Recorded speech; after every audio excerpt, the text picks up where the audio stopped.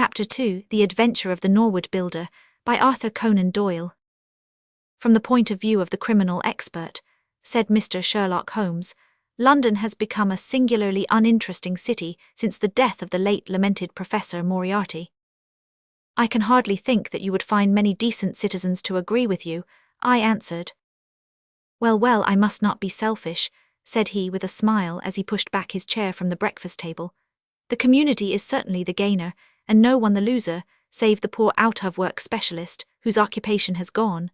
With that man in the field, one's morning paper presented infinite possibilities. Often it was only the smallest trace, Watson, the faintest indication, and yet it was enough to tell me that the great malignant brain was there, as the gentlest tremors of the edges of the web remind one of the foul spider which lurks in the centre. Petty thefts, wanton assaults, purposeless outrage.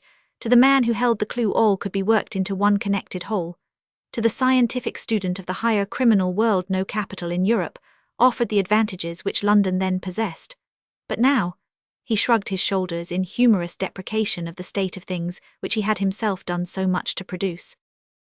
At the time of which I speak, Holmes had been back for some months, and I, at his request, had sold my practice and returned to share the old quarters in Baker Street. A young doctor named Werner had purchased my small Kensington practice, and given with astonishingly little demur the highest price that I ventured to ask, an incident which only explained itself some years later, when I found that Werner was a distant relation of Holmes's, and that it was my friend who had really found the money. Our months of partnership had not been so uneventful as he had stated, for I find, on looking over my notes, that this period includes the case of the papers of ex-President Murillo, and also the shocking affair of the Dutch steamship Friesland, which so nearly cost us both our lives. His cold and proud nature was always averse, however, to anything in the shape of public applause, and he bound me in the most stringent terms to say no further word of himself, his methods, or his successes, a prohibition which, as I have explained, has only now been removed. Mr. Sherlock Holmes was leaning back in his chair after his whimsical protest, and was unfolding his morning paper in a leisurely fashion, when our attention was arrested by a tremendous ring at the bell, followed immediately by a hollow drumming sound, as if someone were beating on the outer door with his fist. As it opened, there came a tumultuous rush into the hall, rapid feet clattered up the stair, and an instant later a wild-eyed and frantic young man, pale, dishevelled, and palpitating, burst into the room. He looked from one to the other of us, and under our gaze of inquiry he became conscious that some apology was needed for this unceremonious entry. "I'm sorry, Mr. Holmes," he cried. "You mustn't blame me, I am nearly mad. Mr. Holmes, I am the unhappy John Hector McFarlane." He made the announcement as if the name alone would explain both his visit and its manner, but I could see by my companion's unresponsive face that it meant no more to him than to me. "Have a cigarette, Mr. McFarlane," said he, pushing his case across. "I am sure that with your symptoms my friend Dr. Watson here would prescribe a sedative. The weather has been so very warm these last few days. Now, if you feel a little more composed, I should be glad if you would sit down in that chair and tell us very slowly and quietly who you are and what it is that you want. You mentioned your name as if I should recognize it, but I assure you that, beyond the obvious facts that you are a bachelor, a solicitor, a Freemason, and an asthmatic, I know nothing whatever about you." Familiar as I was with my friend's methods, it was not difficult for me to follow his deductions, and to observe the untidiness of attire, the sheaf of legal papers, the watch charm, and the breathing which had prompted them. Our client, however, stared in amazement. "Yes, I am all that, Mr. Holmes, and in addition I am the most unfortunate man at this moment in London. For heaven's sake, don't abandon me, Mr. Holmes. If they come to arrest me before I have finished my story, make them give me time so that I may tell you the whole truth. I could go to jail happy if I knew that you were working for me outside." "Arrest you," said Holmes. "This is really most grady, most interesting. On what charge do you expect to be arrested?" "Upon the charge of murdering Mr. Jonas Oldacre, of Lower Norwood." My companion's expressive face showed a sympathy which was not, I am afraid, entirely unmixed with satisfaction. "Dear me," said he, "it was only this moment at breakfast that I was saying to my friend Dr. Watson that sensational cases had disappeared out of our papers." Our visitor stretched forward a quivering hand and picked up the Daily Telegraph, which still lay upon Holmes's knee. If you had looked at it, sir, you would have seen at a glance what the errand is on which I have come to you this morning. I feel as if my name and my misfortune must be in every man's mouth." He turned it over to expose the central page. "Here it is, and with your permission I will read it to you. Listen to this, Mr. Holmes. The headlines are, 'Mysterious Affair at Lower Norwood. Disappearance of a well-known builder. Suspicion of murder and arson. A clue to the criminal.' That is the clue which they are already following, Mr. Holmes, and I know that it leads infallibly to me. I have been followed from London Bridge Station, and I am sure that they are only waiting for the warrant to arrest me. It will break my mother's heart. It will break her heart." He wrung his hands in an agony of apprehension and swayed backwards and forwards in his chair. I looked with interest upon this man, who was accused of being the perpetrator of a crime of violence. He was flaxen-haired and handsome in a washed-out negative fashion, with frightened blue eyes and a clean-shaven face, with a weak, sensitive mouth. His age may have been about 27, his dress and bearing that of a gentleman. From the pocket of his light summer overcoat protruded the bundle of endorsed papers which proclaimed his profession. "We must use what time we have," said Holmes. "Watson, would you have the kindness to take the paper and to read me the paragraph in question?" Underneath the vigorous headlines, which our client had quoted, I read the following suggestive narrative. "Late last night or early this morning, an incident occurred at Lower Norwood which points, it is feared, to a serious crime. Mr. Jonas Oldacre is a well-known resident of that suburb, where he has carried on his business as a builder for many years.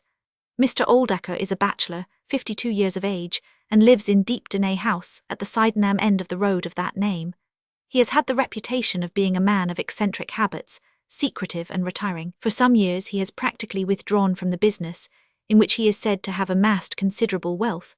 A small timber yard still exists, however, at the back of the house, and last night about 12 o'clock, an alarm was given that one of the stacks was on fire. The engines were soon upon the spot, but the dry wood burned with great fury, and it was impossible to arrest the conflagration until the stack had been entirely consumed.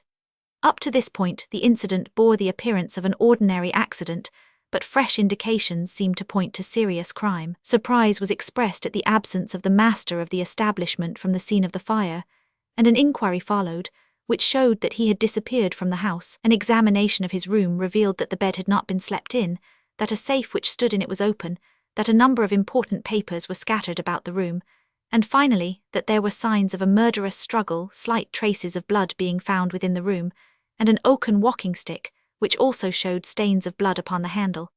It is known that Mr. Jonas Oldacre had received a late visitor in his bedroom upon that night, and the stick found has been identified as the property of this person, who is a young London solicitor named John Hector McFarlane, junior partner of Graham and McFarlane, of 426, Gresham Buildings. The police believe that they have evidence in their possession which supplies a very convincing motive for the crime, and altogether it cannot be doubted that sensational developments will follow. Later, it is rumoured as we go to press that Mr. John Hector McFarlane has actually been arrested on the charge of the murder of Mr. Jonas Oldacre. It is at least certain that a warrant has been issued. There have been further and sinister developments in the investigation at Norwood. Besides the signs of a struggle in the room of the unfortunate builder, it is now known that the French windows of his bedroom, which is on the ground floor, were found to be open, that there were marks as if some bulky object had been dragged across to the woodpile, and finally, it is asserted that charred remains have been found among the charcoal ashes of the fire. The police theory is that a most sensational crime has been committed, that the victim was clubbed to death in his own bedroom, his papers rifled, and his dead body dragged across to the woodstack, which was then ignited so as to hide all traces of the crime. The conduct of the criminal investigation has been left in the experienced hands of Inspector Lestrade, of Scotland Yard, who is following up the clues with his accustomed energy and sagacity. Sherlock Holmes listened with closed eyes and fingertips together to this remarkable account.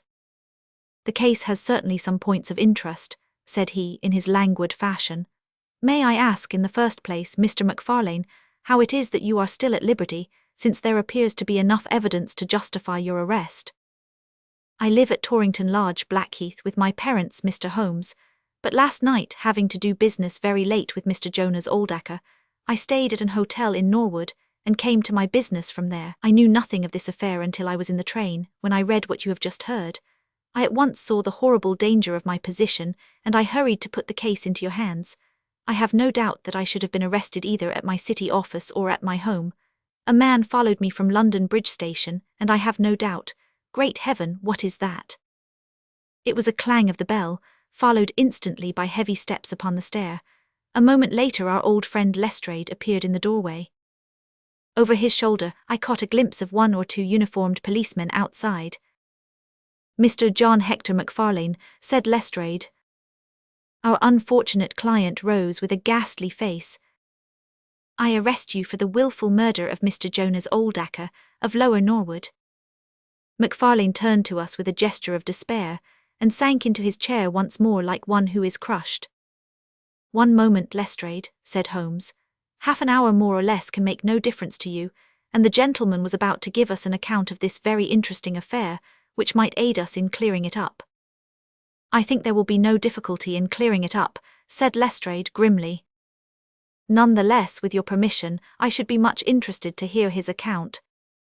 "Well, Mr. Holmes, it is difficult for me to refuse you anything, for you have been of use to the force once or twice in the past, and we owe you a good turn at Scotland Yard," said Lestrade. "At the same time I must remain with my prisoner, and I am bound to warn him that anything he may say will appear in evidence against him." "I wish nothing better," said our client. "All I ask is that you should hear and recognize the absolute truth." Lestrade looked at his watch. "I'll give you half an hour," said he.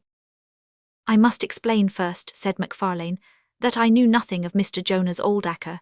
His name was familiar to me, for many years ago my parents were acquainted with him, but they drifted apart. I was very much surprised, therefore, when yesterday, about 3 o'clock in the afternoon, he walked into my office in the city. But I was still more astonished when he told me the object of his visit. He had in his hand several sheets of a notebook, covered with scribbled writing. Here they are, and he laid them on my table. "Here is my will," said he. "I want you, Mr. McFarlane, to cast it into proper legal shape. I will sit here while you do so." I set myself to copy it, and you can imagine my astonishment when I found that, with some reservations, he had left all his property to me. He was a strange little ferret-like man, with white eyelashes, and when I looked up at him, I found his keen grey eyes fixed upon me with an amused expression. I could hardly believe my own senses as I read the terms of the will. But he explained that he was a bachelor with hardly any living relation, that he had known my parents in his youth, and that he had always heard of me as a very deserving young man, and was assured that his money would be in worthy hands. Of course, I could only stammer out my thanks. The will was duly finished, signed, and witnessed by my clerk. This is it on the blue paper, and these slips, as I have explained, are the rough draft. Mr. Jonas Oldacre then informed me that there were a number of documents, building leases, title deeds, mortgages, scrip, and so forth, which it was necessary that I should see and understand. He said that his mind would not be easy until the whole thing was settled, and he begged me to come out to his house at Norwood that night, bringing the will with me, and to arrange matters. Remember, my boy, not one word to your parents about the affair until everything is settled. We will keep it as a little surprise for them. He was very insistent upon this point, and made me promise it faithfully. You can imagine, Mr. Holmes, that I was not in a humour to refuse him anything that he might ask. He was my benefactor, and all my desire was to carry out his wishes in every particular. I sent a telegram home, therefore, to say that I had important business on hand, and that it was impossible for me to say how late I might be.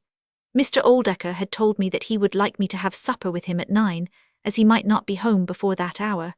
I had some difficulty in finding his house, however, and it was nearly 1:30 before I reached it. I found him. "One moment," said Holmes. "Who opened the door?" "A middle-aged woman, who was, I suppose, his housekeeper." "And it was she, I presume, who mentioned your name?" "Exactly," said McFarlane. "Pray proceed." McFarlane wiped his damp brow, and then continued his narrative. "I was shown by this woman into a sitting-room, where a frugal supper was laid out. Afterwards Mr. Jonas Oldacre led me into his bedroom, in which there stood a heavy safe.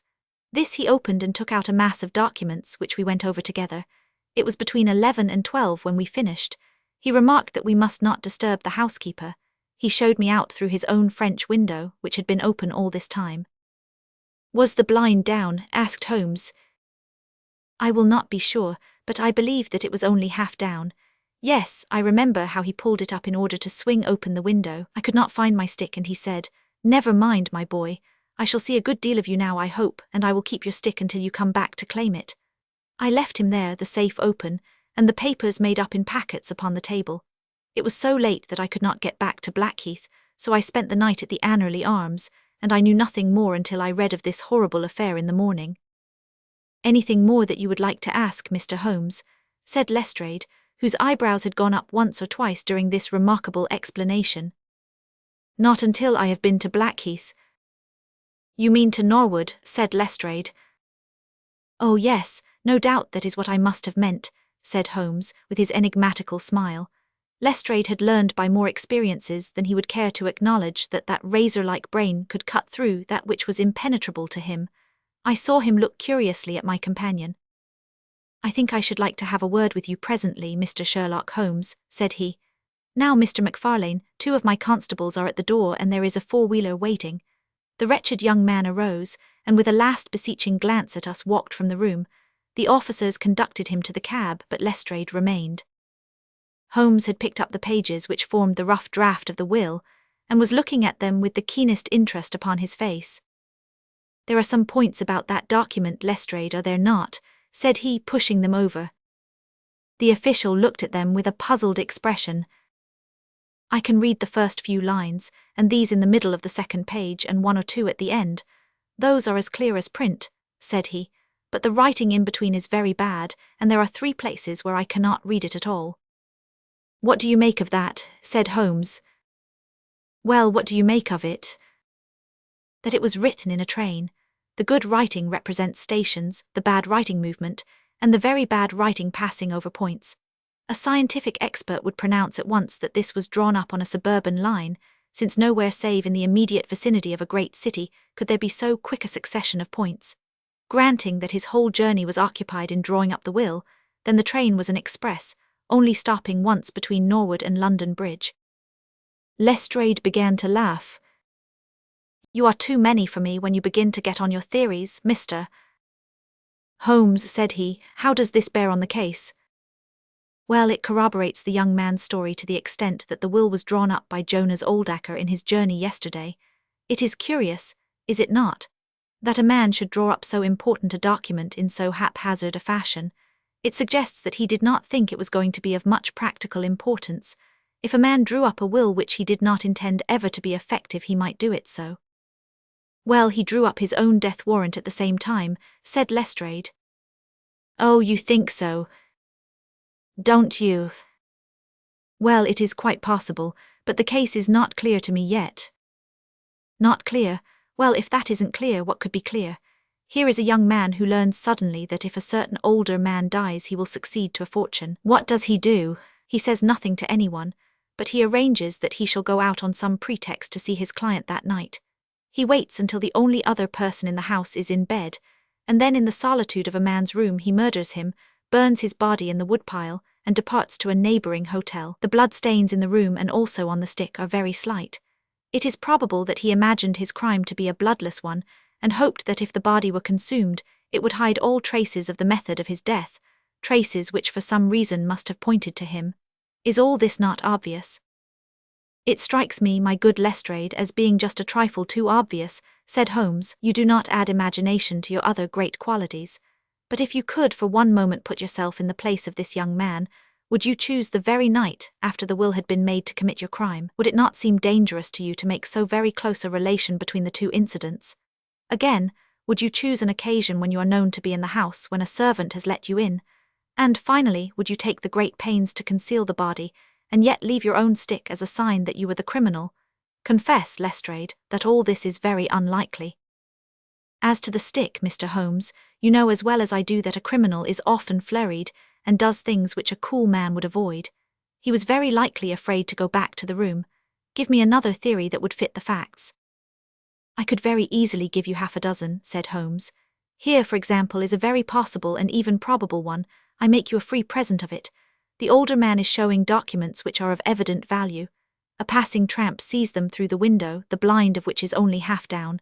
Exit the solicitor. Enter the tramp. He seizes a stick which he observes there, kills Oldacre, and departs after burning the body."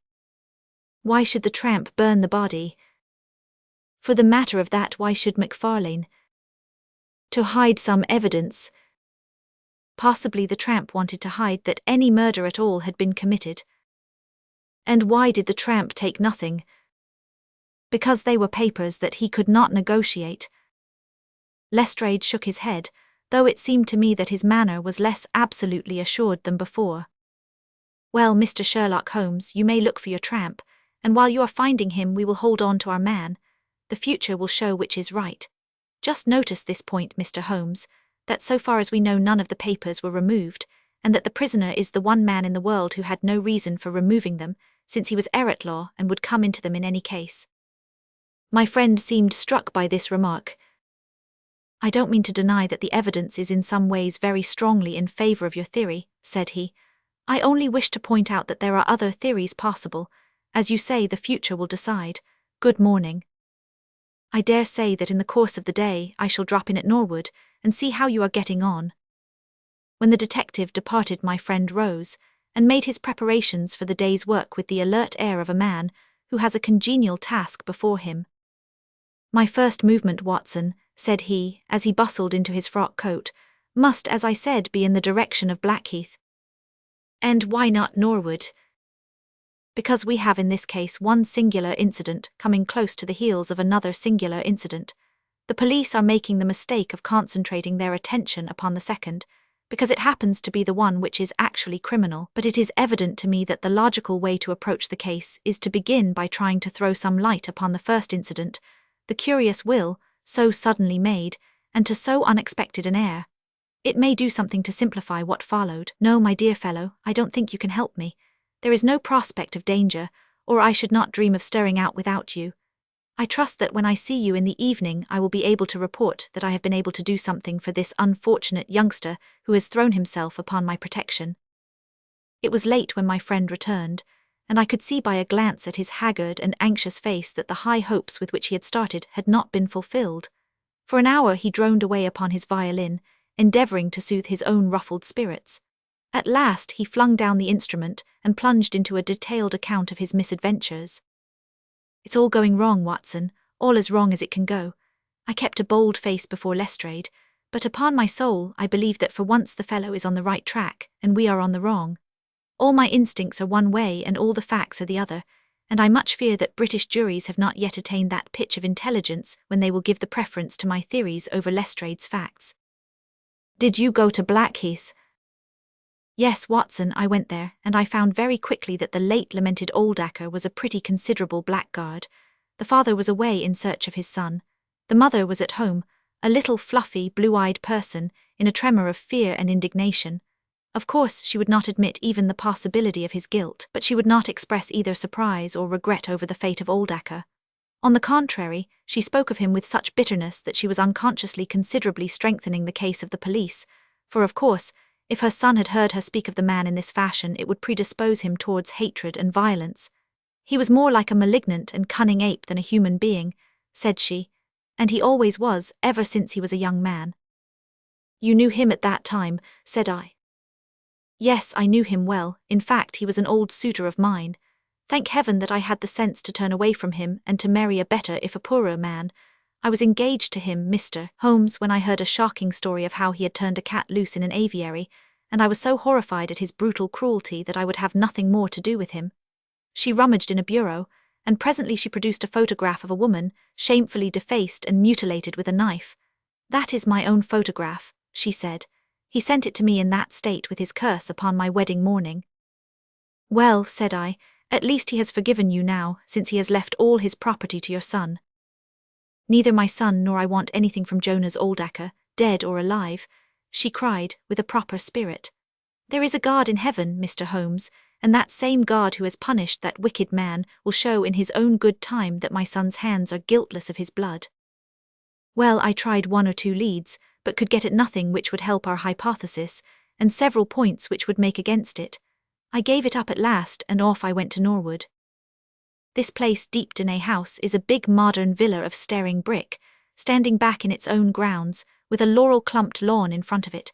To the right and some distance back from the road was the timber yard which had been the scene of the fire. Here's a rough plan on a leaf of my notebook.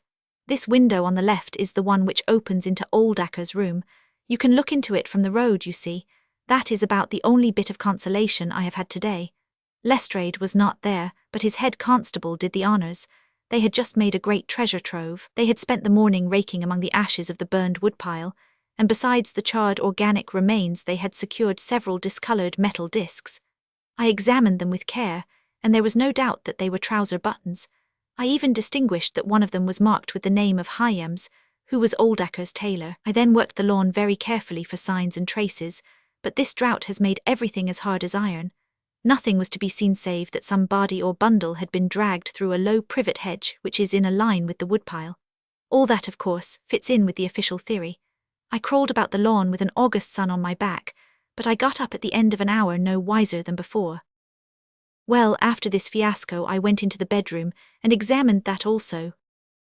The blood stains were very slight, mere smears and discolorations, but undoubtedly fresh. The stick had been removed, but there also the marks were slight. There is no doubt about the stick belonging to our client, he admits it. Footmarks of both men could be made out on the carpet, but none of any third person, which again is a trick for the other side. They were piling up their score all the time and we were at a standstill. Only one little gleam of hope did I get, and yet it amounted to nothing. I examined the contents of the safe, most of which had been taken out and left on the table. The papers had been made up into sealed envelopes, one or two of which had been opened by the police. They were not, so far as I could judge, of any great value, nor did the bank book show that Mr. Oldacre was in such very affluent circumstances, but it seemed to me that all the papers were not there. There were allusions to some deeds, possibly the more valuable, which I could not find. This, of course, if we could definitely prove it, would turn Lestrade's argument against himself, for who would steal a thing if he knew that he would shortly inherit it? Finally, having drawn every other cover and picked up no scent, I tried my luck with the housekeeper. Mrs. Lexington is her name, a little dark, silent person with suspicious and sidelong eyes. She could tell us something if she would, I am convinced of it, but she was as close as wax. Yes, she had let Mr. McFarlane in at 9:30. She wished her hand had withered before she had done so. She had gone to bed at 10:30. Her room was at the other end of the house and she could hear nothing of what passed. Mr. McFarlane had left his hat, and to the best of her belief his stick in the hall. She had been awakened by the alarm of fire. Her poor dear master had certainly been murdered. Had he any enemies? Well, every man had enemies, but Mr. Oldacre kept himself very much to himself, and only met people in the way of business. She had seen the buttons, and was sure that they belonged to the clothes which he had worn last night. The woodpile was very dry, for it had not rained for a month. It burned like tinder, and by the time she reached the spot nothing could be seen but flames. She and all the firemen smelled the burned flesh from inside it. She knew nothing of the papers, nor of Mr. Oldacre's private affairs. So, my dear Watson, there's my report of a failure. And yet, he clenched his thin hands in a paroxysm of conviction, I know it's all wrong. I feel it in my bones. There is something that has not come out, and that housekeeper knows it. There was a sort of sulky defiance in her eyes, which only goes with guilty knowledge. However, there's no good talking any more about it, Watson. But unless some lucky chance comes our way, I fear that the Norwood disappearance case will not figure in that chronicle of our successes, which I foresee that a patient public will sooner or later have to endure. Surely, said I, the man's appearance would go far with any jury. That is a dangerous argument, my dear Watson. You remember that terrible murderer, Bert Stevens, who wanted us to get him off in 87? Was there ever a more mild-mannered Sunday school young man? It is true. Unless we succeed in establishing an alternative theory, this man is lost. You can hardly find a flaw in the case which can now be presented against him, and all further investigation has served to strengthen it. By the way, there is one curious little point about those papers which may serve us as the starting point for an inquiry. On looking over the bank book, I found that the low state of the balance was principally due to large cheques which have been made out during the last year to Mr. Cornelius. I confess that I should be interested to know who this Mr. Cornelius may be with whom a retired builder has such very large transactions. Is it possible that he has had a hand in the affair? Cornelius might be a broker, but we have found no script to correspond with these large payments. Failing any other indication, my researches must now take the direction of an inquiry at the bank for the gentleman who has cashed these cheques. But I fear, my dear fellow, that our case will end ingloriously by Lestrade hanging our client, which will certainly be a triumph for Scotland Yard. I do not know how far Sherlock Holmes took any sleep that night, but when I came down to breakfast I found him pale and harassed, his bright eyes the brighter for the dark shadows round them. The carpet round his chair was littered with cigarette ends, and with the early editions of the morning papers. An open telegram lay upon the table. "What do you think of this, Watson?" he asked, tossing it across. It was from Norwood and ran as follows. "Important fresh evidence to hand. McFarlane's guilt definitely established. Advise you to abandon case. Lestrade." "This sounds serious," said I. "It is Lestrade's little cockadoodle of victory," Holmes answered with a bitter smile. "And yet it may be premature to abandon the case. After all, important fresh evidence is a two-edged thing, and may possibly cut in a very different direction to that which Lestrade imagines. Take your breakfast, Watson, and we will go out together and see what we can do. I feel as if I shall need your company and your moral support today." My friend had no breakfast himself, for it was one of his peculiarities that in his more intense moments he would permit himself no food, and I have known him presume upon his iron strength until he has fainted from pure inanition. "At present I cannot spare energy and nerve force for digestion," he would say in answer to my medical remonstrances. I was not surprised, therefore, when this morning he left his untouched meal behind him and started with me for Norwood. A crowd of morbid sightseers were still gathered round Deepdene House, which was just such a suburban villa as I had pictured. Within the gates Lestrade met us, his face flushed with victory, his manner grossly triumphant. "Well, Mr. Holmes, have you proved us to be wrong yet? Have you found your tramp?" he cried. "I have formed no conclusion whatever," my companion answered. "But we formed ours yesterday, and now it proves to be correct. So you must acknowledge that we have been a little in front of you this time, Mr. Holmes." "You certainly have the air of something unusual having occurred," said Holmes. Lestrade laughed loudly. "You don't like being beaten any more than the rest of us do," said he. "A man can't expect always to have it his own way, can he, Dr. Watson?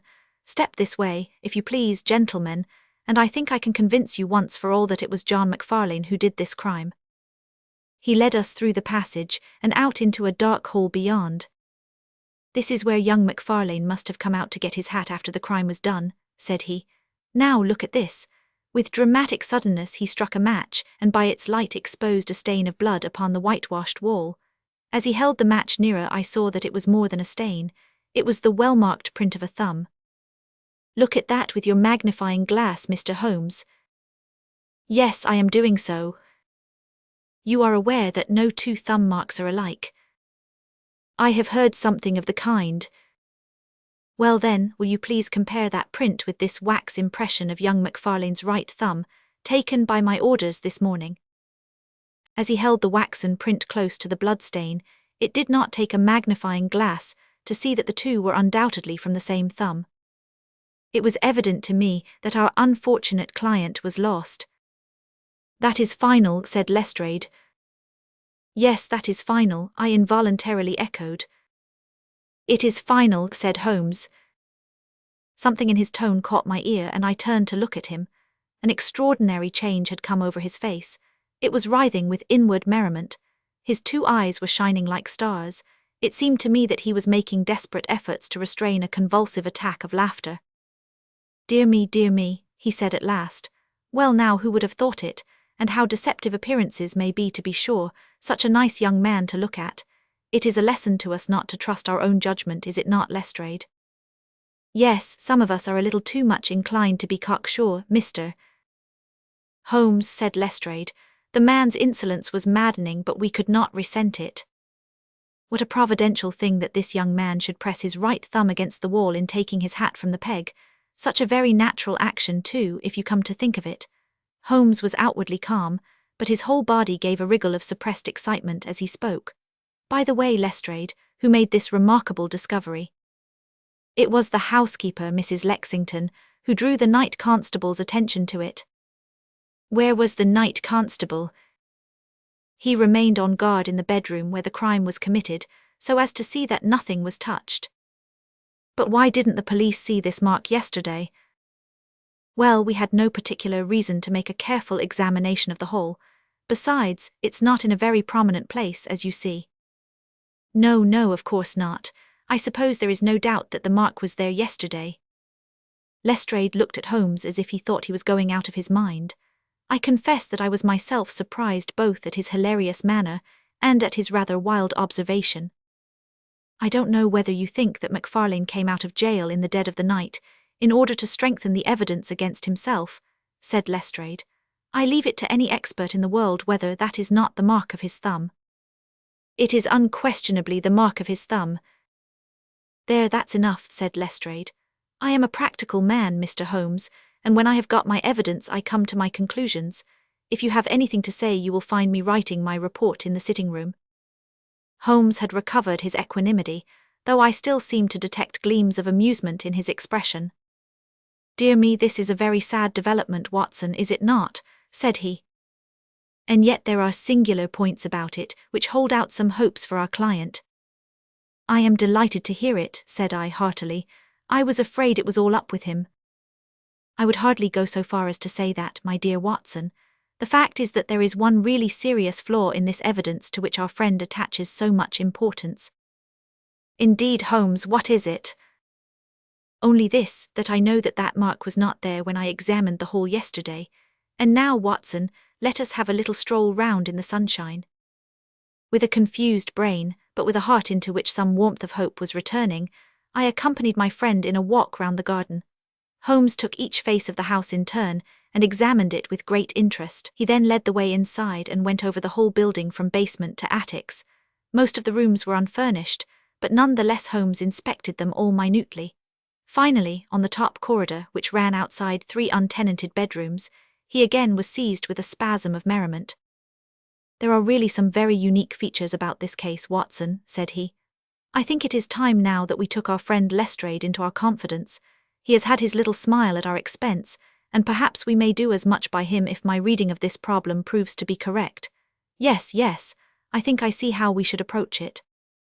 The Scotland Yard inspector was still writing in the parlour when Holmes interrupted him. I understood that you were writing a report of this case, said he. So I am. Don't you think it may be a little premature? I can't help thinking that your evidence is not complete. Lestrade knew my friend too well to disregard his words. He laid down his pen and looked curiously at him. What do you mean, Mr. Holmes? Only that there is an important witness whom you have not seen. Can you produce him? I think I can. Then do so. I will do my best. How many constables have you? There are 3 within call. Excellent, said Holmes. May I ask if they are all large, able-bodied men with powerful voices? I have no doubt they are, though I fail to see what their voices have to do with it. Perhaps I can help you to see that and 1 or 2 other things as well, said Holmes. Kindly summon your men and I will try. 5 minutes later, 3 policemen had assembled in the hall. In the outhouse you will find a considerable quantity of straw, said Holmes. I will ask you to carry in 2 bundles of it. I think it will be of the greatest assistance in producing the witness whom I require. Thank you very much. I believe you have some matches in your pocket, Watson. Now, Mr. Lestrade, I will ask you all to accompany me to the top landing. As I have said, there was a broad corridor there, which ran outside 3 empty bedrooms. At one end of the corridor, we were all marshalled by Sherlock Holmes, the constables grinning and Lestrade staring at my friend with amazement, expectation and derision chasing each other across his features. Holmes stood before us with the air of a conjurer who is performing a trick. Would you kindly send one of your constables for 2 buckets of water? Put the straw on the floor here, free from the wall on either side. Now I think that we are all ready. Lestrade's face had begun to grow red and angry. I don't know whether you are playing a game with us, Mr. Sherlock Holmes, said he. If you know anything, you can surely say it without all this tomfoolery. I assure you, my good Lestrade, that I have an excellent reason for everything that I do. You may possibly remember that you chaffed me a little some hours ago, when the sun seemed on your side of the hedge, so you must not grudge me a little pomp and ceremony now. Might I ask you, Watson, to open that window, and then to put a match to the edge of the straw? I did so, and driven by the draught, a coil of grey smoke swirled down the corridor, while the dry straw crackled and flamed. Now we must see if we can find this witness for you, Lestrade. Might I ask you all to join in the cry of fire? Now then, 1, 2, 3. Fires, we all yelled. Thank you, I will trouble you once again. Fire. Just once more, gentlemen, and all together. Fire, the shout must have rung over Norwood. It had hardly died away when an amazing thing happened. A door suddenly flew open out of what appeared to be solid wall at the end of the corridor, and a little wizened man darted out of it, like a rabbit out of its burrow. Capital, said Holmes calmly. Watson, a bucket of water over the straw. That will do. Lestrade, allow me to present you with your principal missing witness, Mr. Jonas Oldacre. The detective stared at the newcomer with blank amazement. The latter was blinking in the bright light of the corridor, and peering at us and at the smouldering fire. It was an odious face, crafty, vicious, malignant, with shifty, light grey eyes and white eyelashes. What's this, then? Said Lestrade at last. What have you been doing all this time, eh?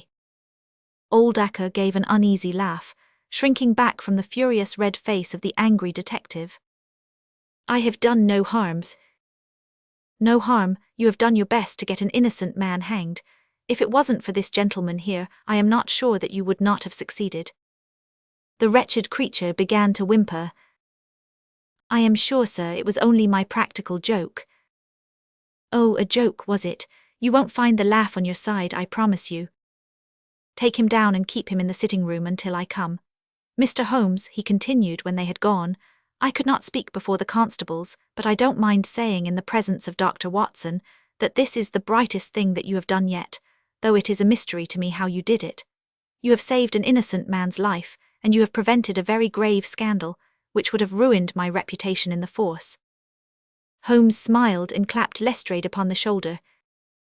Instead of being ruined, my good sir, you will find that your reputation has been enormously enhanced. Just make a few alterations in that report which you were writing, and they will understand how hard it is to throw dust in the eyes of Inspector Lestrade. And you don't want your name to appear? Not at all. The work is its own reward. Perhaps I shall get the credit also at some distant day when I permit my zealous historian to lay out his fool's cap once more. Eh, Watson? Well now, let us see where this rat has been lurking. A lath and plaster partition had been run across the passage 6 feet from the end, with a door cunningly concealed in it. It was lit within by slits under the eaves. A few articles of furniture and a supply of food and water were within, together with a number of books and papers. There's the advantage of being a builder, said Holmes as we came out. He was able to fix up his own little hiding place without any confederate, save, of course, that precious housekeeper of his, whom I should lose no time in adding to your bag, Lestrade. I'll take your advice, but how did you know of this place, Mr. Holmes? I made up my mind that the fellow was in hiding in the house. When I paced one corridor and found it 6 feet shorter than the corresponding one below, it was pretty clear where he was. I thought he had not the nerve to lie quiet before an alarm of fire. We could, of course, have gone in and taken him, but it amused me to make him reveal himself. Besides, I owed you a little mystification, Lestrade, for your chaff in the morning. Well, sir, you certainly got equal with me on that, but how in the world did you know that he was in the house at all? The thumb mark, Lestrade. You said it was final, and so it was in a very different sense. I knew it had not been there the day before. I pay a good deal of attention to matters of detail, as you may have observed, and I had examined the hall and was sure that the wall was clear. Therefore it had been put on during the night. But how? Very simply. When those packets were sealed up, Jonas Oldacre got McFarlane to secure one of the seals by putting his thumb upon the soft wax. It would be done so quickly and so naturally that I dare say the young man himself has no recollection of it. Very likely it just so happened, and Oldacre had himself no notion of the use he would put it to. Brooding over the case in that den of his, it suddenly struck him what absolutely damning evidence he could make against McFarlane by using that thumb mark. It was the simplest thing in the world for him to take a wax impression from the seal, to moisten it in as much blood as he could get from a pinprick, and to put the mark upon the wall during the night, either with his own hand or with that of his housekeeper. If you examine among those documents which he took with him into his retreat, I will lay you a wager that you find the seal with the thumb mark upon it. Wonderful, said Lestrade. Wonderful, it's all as clear as crystal as you put it, but what is the object of this deep deception, Mr. Holmes? It was amusing to me to see how the detective's overbearing manner had changed suddenly to that of a child asking questions of its teacher. Well, I don't think that is very hard to explain. A very deep, malicious, vindictive person is the gentleman who is now awaiting us downstairs. You know that he was once refused by McFarlane's mother. You don't. I told you that you should go to Blackheath first and Norwood afterwards. Well, this injury, as he would consider it, has rankled in his wicked, scheming brain, and all his life he has longed for vengeance, but never seen his chance. During the last year or two things have gone against him. Secret speculation, I think, and he finds himself in a bad way. He determines to swindle his creditors, and for this purpose he pays large checks to a certain Mr. Cornelius, who is, I imagine, himself under another name. I have not traced these checks yet, but I have no doubt that they were banked under that name at some provincial town, where Oldacre from time to time led a double existence. He intended to change his name altogether, draw this money and vanish, starting life again elsewhere. Well, that's likely enough. It would strike him that in disappearing he might throw all pursuit off his track, and at the same time have an ample and crushing revenge upon his old sweetheart, if he could give the impression that he had been murdered by her only child. It was a masterpiece of villainy, and he carried it out like a master. The idea of the will which would give an obvious motive for the crime, the secret visit unknown to his own parents, the retention of the stick, the blood, and the animal remains and buttons in the woodpile, all were admirable. It was a net from which it seemed to me a few hours ago that there was no possible escape. But he had not that supreme gift of the artist, the knowledge of when to stop. He wished to improve that which was already perfect, to draw the rope tighter yet round the neck of his unfortunate victim, and so he ruined all. Let us descend, Lestrade. There are just one or two questions that I would ask him.